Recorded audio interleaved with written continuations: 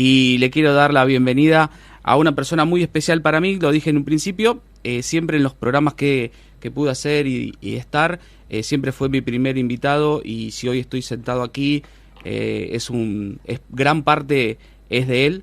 Y bueno, quiero saludar a Carlos Altamirano. Hola Carlos, buenas tardes, bienvenido, ¿cómo estás?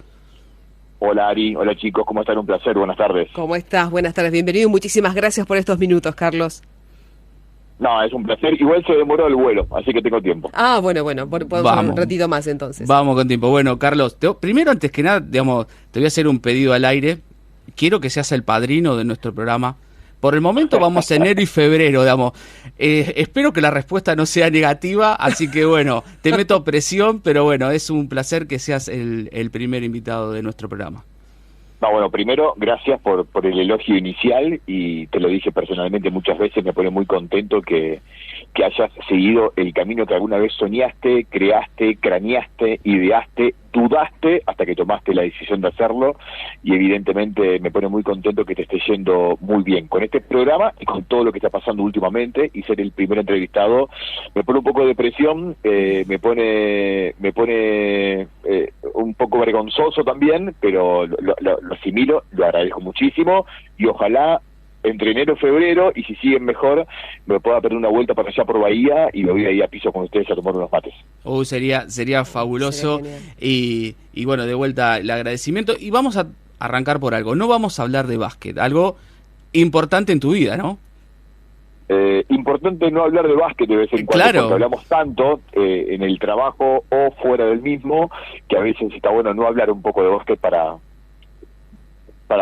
simplemente para hablar de otras cosas también, ¿no? Exactamente. Bueno, cabe destacar que hay otras cosas en la vida que no sean básquet. Exactamente, bueno, cabe destacar que es un destacadísimo relator de básquet, justamente son compañeros junto a Ariel. Ariel, que nos acompaña en el programa, justamente es relator también en Basket Pass, así que bueno, de allí se conocieron, pero bueno, más allá de que la naranja es parte fundamental de tu vida, también hay otra vida, ¿no? Pero bueno, comentame cómo fueron los inicios, Carlos, cómo fue el hecho de meterte justamente, siempre apasionada por el básquet. ¿En tu familia ya se respiraba el básquet? ¿Cómo nació esta pasión? Apasionado por el deporte, porque mi viejo era también lo mismo, súper apasionado por el deporte, veía todo, miraba todo, le gustaban todos los deportes, pero básicamente el fútbol y el básquet, así que me crié al lado de mi viejo mirando todo tipo de disciplina deportiva, me crié en un club de barrio desde muy chiquitito, casi que nací en mi club de barrio, que es el Tara de Rosario. Rosario es muy similar a Bahía Blanca con respecto a la cantidad de clubes que hay por metro cuadrado en cada manzana, es increíble. De hecho, me parece que lo de Bahía es incluso más grande, pero Rosario tiene, más grande en cantidad de clubes, pero Rosario tiene 45 clubes de barrio, de los cuales en los 45 se juega el básquet, y son esos típicos clubes, como sí pasa en Bahía Blanca también, en el cual está el gimnasio de básquet, la pileta que se usa o se usaba en su momento preferentemente o únicamente en verano, porque no había pileta climatizada, un poquito de verde como para tener un par de reposeras, el bar o al frente o al fondo del club, un quincho para hacer asado, y se acabó el club, no había otra cosa. Claro. Yo me crié precisamente en eso, y vivía 16 horas por día, en las 4 estaciones del año, metido ahí adentro, o jugando, o directamente haciendo sociales, haciendo mis amigos, compartiendo buenos momentos, tomando una coca en el escalón de la puerta del club, o lo que fuese, pero la realidad es que los hombres jugaban al básquet, las mujeres jugaban al vóley, y no había otra cosa para hacer. Jugué al básquet por inercia, me enamoré rápidamente, me gustaba muchísimo jugarlo, y bueno, el arraigo principal con el deporte y con el básquet es eso, mi viejo por un lado y el club de barrio por el otro. Carlos, y hoy sos una persona reconocida en el mundo del básquet, del deporte, pero bueno, en tus comienzos has hecho cosas, yo tengo la suerte de saberlo porque hemos charlado muchas veces, pero que has dormido en una terminal de micros. Sí, me pasó en los comienzos como periodista, porque era otra época, era otro momento, no había internet todavía, o había muy poco, era muy complicado, había que ir a un ciber, pagar mucha plata, había muy poca comunicación, y la posibilidad, las herramientas para trabajar, para el que estaba estudiando de periodista o recién se recibía, eran diferentes, no había teléfonos celulares y tampoco redes sociales. Entonces Yo siempre le digo a los chicos hoy que tener simplemente un teléfono en la mano con una red social, ya podés empezar a trabajar como periodista, ya tenés un lugar donde comunicar de forma gratuita, nadie te cobra absolutamente nada, más que simplemente comprarte un teléfono y tener internet, o sea, es un costo muy bajo para empezar a comunicar. No importa, un seguidor, 10 seguidores, 100.000, ¿qué más da? Y cuando yo empecé a hacer mis primeros programas, creo que me escuchaba mi viejo, mi vieja, porque iban a la radio y a 120 metros no se escuchaba. Entonces, hoy tienen esa gran posibilidad de a muy bajo costo poder empezar a comunicar, buscando algún sponsor o simplemente invirtiendo tiempo más que dinero como para comunicar en lo que elijan. En ese momento no era así, no se podía, no había absolutamente nada. Yo había creado una revista que hacía de forma mensual, trabajaba 12 horas en el lavadero de ropas de mi mamá, doblando ropa, lavando ropa, repartiendo domicilio, y la plata que ganaba era para pagar esa revista y repartirla por los clubes de barrio todos los meses. Y siempre fue muy importante en esa época, fines de los 90, comienzo del 2000, los campeonatos provinciales aquí en Santa Fe o directamente los campeonatos argentinos. Y a mí me encantaba ir. Buscaba la manera, ahorrando dinero del lavadero, con las propinas cuando entregaba la ropa, o pidiéndole plata prestada a mi abuela que después nunca le devolvía porque me decía que no se la devuelva. Pero bueno, buscaba la manera de comprar el pasaje de colectivo para ir a donde sea a cubrir ese torneo, y de alguna forma, yo creo que nunca me creyeron, que siempre lo especularon, porque ahora que soy papá me doy cuenta que era un pavote, mentía, y me parece que ellos se daban cuenta. Pero yo le decía a mi papá y a mi mamá que me iba a diferentes torneos o por la provincia de Santa Fe o por Argentina, de categorías menores o mayores, y me hospedaba un periodista amigo mío de ese lugar, completamente falso, no me hospedaba nadie, me iba con mi bolsito, mi mochila, mis 150 pesos para comerme un sándwich de mortadela por día, y dormía donde podía dormir, verano, invierno, primavera, otoño, no importaba nada. Yo era feliz simplemente yendo, viajando, cubriendo los torneos, escribiendo en mi revista, haciendo mi programa de radio. Así que sí, he dormido en terminales de colectivo, en parques, plaza. Alguna vez algún club me daba una habitación de un cuartito que guardaban las pelotas. Bueno, nada, pasó. Carlos, y ese apoyo que vos decís, ¿no?, que tenías de tu familia, como decís, seguramente nunca te creyeron, pero bueno, también el apoyo desde los comienzos, como es ahora, de la familia y de la gente que te acompaña, también es tan importante como lo que vos hacés. Sí, no, es imposible, solo es imposible. En ese momento mi papá, mi mamá, mis abuelos apoyándome desde todo punto de vista. Yo tuve la gran posibilidad, y bueno, ahora tengo 2 hijos, Álvaro, que es el que está este año terminando 5º año. Tengo la posibilidad de ser padre y de un adolescente que todavía, si bien está encaminado con algunas cosas que le gustan, todavía no sabe bien, a 300 días para que termine el secundario, no sabe bien qué es lo que va a estudiar, qué va a seguir, si va a estudiar, si va a trabajar, no lo tiene muy claro. Yo tuve la maravillosa bendición de no tener ni siquiera que haber pensado qué es lo que quería hacer. Yo, desde que soy chiquitito, desde que tenía 4 o 5 años, jugaba a copiar a los relatores de radio que escuchaba los domingos con mi papá. Y ese juego, en algún momento con el paso del tiempo, se transformó en investigación. ¿Qué significa comunicar? ¿Qué significa relatar? Si solamente se hace fútbol y se puede hacer otra cosa. Fui investigando, fui practicando, nunca dejé de jugar hasta el día de hoy o mañana que tengo otro partido. Para mí relatar es un juego, y eso provocó que mi papá y mi mamá nunca hayan tenido que preguntarme en ningún momento de mi vida qué es lo que yo quería hacer. Simplemente me dijeron: te gusta, se nota, te apasiona, se nota, tal vez estudiar periodismo deportivo es como cerrarse muchas puertas, podría ser comunicador social o periodista. Fue lo único que me dijeron. Fíjate si podés estudiar, en lugar de periodista deportivo, estudiá algo un poco más abarcativo, porque si el día de mañana no podés ser periodista deportivo, trabajar en algún deporte o en el básquet, que es lo que te gusta, bueno, posiblemente podés comunicar otra cosa: política, economía, espectáculos, actualidad. Abrí un poco, no te cierres el abanico. En este momento fui testarudo. Yo a mi hijo le hubiese dicho exactamente lo mismo, pero yo lo tenía muy claro. Yo no solamente quería ser periodista deportivo, sino que quería ser periodista deportivo especializado en baloncesto, y no me importaba, de hecho no me importa y nunca me importó, otro deporte que no sea el básquet. Y he tenido ofrecimientos para hacer cosas y siempre dije que no.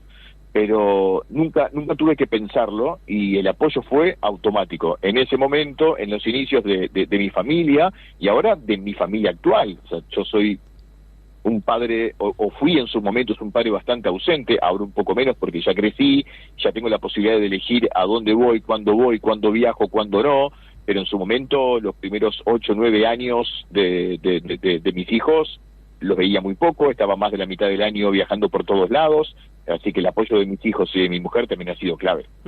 Fundamental la familia. Se nota, Carlos, con la pasión que hablas y se nota eso que decías, ¿no? Que nunca tuviste una segunda opción, decir, bueno, a ver, si no voy como relator de básquet, voy a ser veterinaria. Nunca hubo una segunda opción, nunca hubo un plan B, y se nota esa pasión con la cual nos estás contando. ¿Cuál fue la persona o quién fue la persona que durante mucho tiempo, si se quiere, no sé si admirar, pero sí tener como un patrón en lo que tiene que ver con el relato de básquet? Esa es la primera pregunta. Y la segunda, es muy complicado decir, bueno, o sea, te ofrezco tanto dinero, pero quiero que relates fútbol. Nada que ver básquet con fútbol. No, son dos cosas completamente diferentes. Con respecto a la primera pregunta, los relatores en los cuales yo empecé a admirar, a copiar y a jugar a copiarlos, no eran de básquet, porque en ese momento estamos hablando del 86, casi 90. 87, sí, antes de los 90, promediando la década del 80, la Liga Nacional estaba naciendo, claro. No se veía por tele, se escuchaba muy poco por radio, lo que era costumbre en las casas era poner la radio los domingos y escuchar desde las 8 de la mañana con la previa hasta las 10 de la noche que terminaba la última transmisión, los partidos de fútbol de primera. Mi papá era fanático de Boca, yo fui en su momento, después me dejó de gustar el fútbol y no soy hincha de nadie absolutamente, ya hace muchísimo tiempo, y no lo digo simplemente para cubrirme de nada. No me interesa ningún club en particular porque no me interesa el fútbol, no lo consumo, no lo veo. Argentina jugó la final de la Copa del Mundo y lo único que vi fueron los penales. Después tenía puesto el televisor, pero estaba más leyendo el teléfono que mirando el partido. O sea, realmente no me provoca tanto la atención. En ese momento amaba, escuchaba radio todo el día y los primeros relatores eran más radiales de fútbol que otra cosa. Después el paso del tiempo y con el básquet haciéndose más popular en los medios y en la gente, sí, por supuesto, empecé a llegar un poco más de NBA Argentina y me gustaba mucho escuchar a Álvaro Martín los viernes con la NBA y empecé a conocer a David Cardín con T&C y la Liga Nacional, pero eso fue muchísimo más adelante. Los orígenes están todos vinculados a la radio y al fútbol. ¿Y cuándo fue, Carlos, ese momento que dijiste que pensaste, bueno, llegué a lo que quería y después, obviamente con el correr del tiempo, te diste cuenta que fuiste seguiste subiendo la montaña, pero ¿cuál fue el torneo o cuál fue el relato del partido que hiciste que dijiste, bueno, logré lo que esperaba?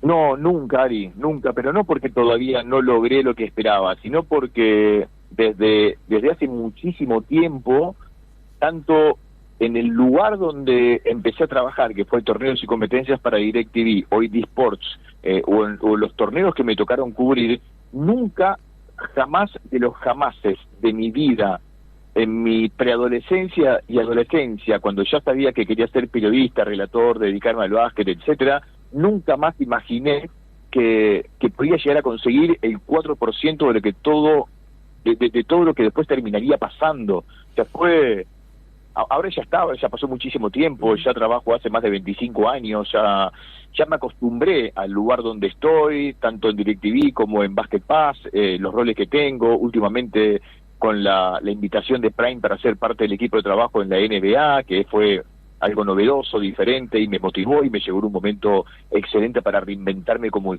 comunicador y como relator, pero la realidad es que la vida minuto a minuto, desde el 2009 que entré a Torneos y Competencias en adelante, me sorprendió gratamente, fue tan amable, tan gentil conmigo, que nunca hubiese imaginado llegar ni a un 5% de todo lo que me pasó, lo que no significa que no me lo haya ganado. Me gané eso y mucho más, porque realmente hice muchísimo sacrificio, como el que conté en el comienzo de la nota, y tantas cosas más que podría estar años contando cosas que solamente conoce mi grupo íntimo, mis amigos, detalles realmente increíbles que hoy posiblemente a un adolescente, un preadolescente o alguien que se recibe en 5º año con las herramientas tecnológicas tan accesibles para conseguir cosas tan rápido, que en ese momento no existían, bueno, había que inventar lo que fuese para trabajar de comunicador, y yo he hecho cosas increíbles.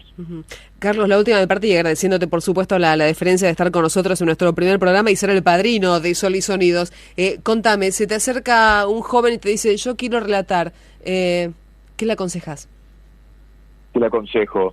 Que se capacite primero en el deporte que elija. Si quiere especializarse en un deporte, que se capacite realmente, o sea, que invierta muchas horas de su vida conociendo el reglamento 101%, conociendo de táctica, de estrategia, de técnica, que hable o entrevistando o directamente genere contactos con entrenadores y con jugadores, que son los que más arraigo de conocimiento de juego tienen para subir tu conocimiento, que estudien el léxico propio de ese deporte. En el básquet particularmente hay un léxico, un diccionario tan único, tan propio, y que se reinventa semana tras semana, que si uno no está preparado y ayornado, eso al aire se nota demasiado.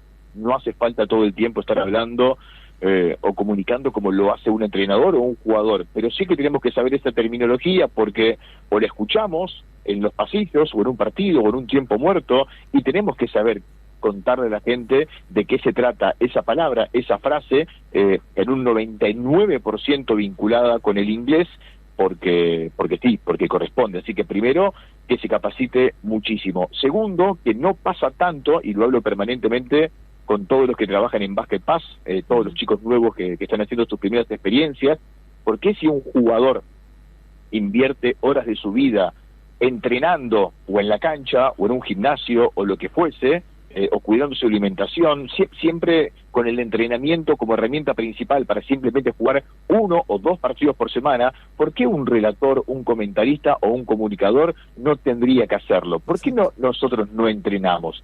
Que entrenen, que se tomen todos los días, una vez cada 2 días, un momento para ponerse un partido. Entiendo que no es tan fácil porque no vamos a una cancha o a un gimnasio, estamos preferentemente en casa, a mí tanto en mi casa como de los lugares donde viví, edificios, los vecinos me querían matar porque entrenaba todos los días y relataba como si estuviese haciendo la final de la Copa del Mundo, pero fue la manera en la cual, cuando yo no tenía la chance de estar tanto tiempo trabajando con tantos partidos, si yo no entrenaba y no me autocapacitaba, practicando mi relato, conociendo mis debilidades, mis fortalezas, ¿cómo habría de crecer? Con 1 o 2 partidos por semana en DirecTV, o en su momento con un partido por semana en la Liga Rosarina. Entonces me la pasaba relatando todo el día, jugaba, relataba, entrenaba.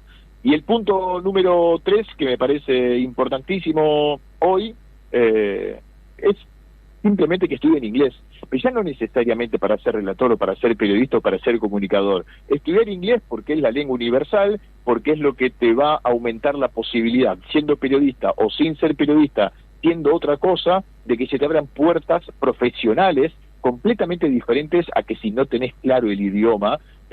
Así que, bueno, yo a mis hijos se lo exagero. A veces les digo, si quieren dejar el secundario, déjenlo.